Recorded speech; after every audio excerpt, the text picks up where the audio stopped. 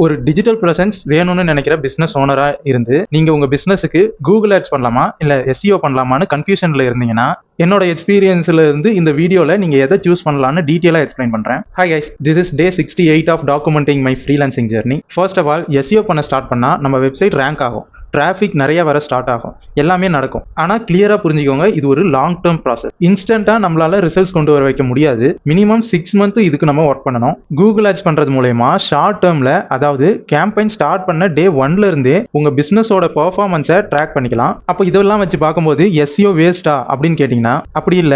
As a digital மார்க்கெட்டரா நான் ரெண்டுலயும் work பண்ணியிருக்கேன். So நான் என்ன சொல்லுவேன்னா, நீங்க ஸ்மால் பிசினஸ் ஓனர்னா இனிஷியலா உங்களுக்கு சேல்ஸை இன்க்ரீஸ் பண்ணி மார்க்கெட்ல சஸ்டைன் ஆகுறது தான் கோலா இருக்கும். So go with Google ads. இல்லை பிஸ்னஸ் ஆல்ரெடி நல்லா தான் போயிட்டு இருக்கு அப்படின்னும் போது உங்கள் காம்படிட்டரை பீட் பண்ணி டிஜிட்டல் ப்ரெசன்ஸை இம்ப்ரூவ் பண்ணணும்னு நினச்சிங்கன்னா ஒரு லாங் டேர்ம் கோலாக எஸ்இஓவை ப்ரிஃபர் பண்ணுங்க. ஸோ இந்த வீடியோவில் என்னால் இன்னும் இன்டெப்த்தாக எக்ஸ்பிளைன் பண்ண முடியல. ஸோ இந்த எக்ஸலில் நான் ஒர்க் பண்ணதுல இருந்து கூகுள் ஆட்ஸ் அண்ட் எஸ்இஓ எப்போ யூஸ் பண்ணணும், எதுக்கு யூஸ் பண்ணணும்னு டீட்டெயிலாக எக்ஸ்பிளைன் பண்ணியிருக்கேன். அது வேணும்னா நம்மளை ஃபாலோ பண்ணிட்டு கமெண்ட்ல பிபிசி வெர்சஸ் எஸ்இஓன்னு டைப் பண்ணுங்க. நானே உங்களுக்கு பர்சனலாக ஷேர் பண்ணுறேன். தேங்க்யூ.